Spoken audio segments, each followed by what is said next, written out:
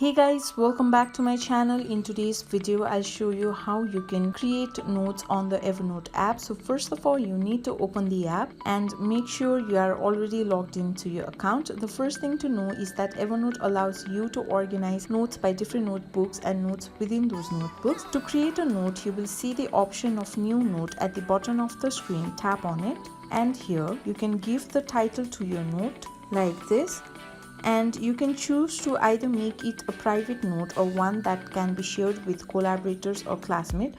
So if you want to share this note with other people, you will see the plus sign with the icon. Tap on it and now you can share this note as a shareable link. You can have other sharing options as well, like this. If you tap on the option, you can share these notes followingly, and afterwards you can also invite someone and you can email a copy of this note as well. So here simply tap on done, and also you can attach a link or image to this note as well. For that, you will see the plus sign inside a blue circle at the bottom. Tap on it and these are the options you can find. So that's how you can create a note on the Evernote app. So this much for today. I hope this video was helpful for you. If you like the video, please give it a thumbs up and don't forget to subscribe, and I will see you soon.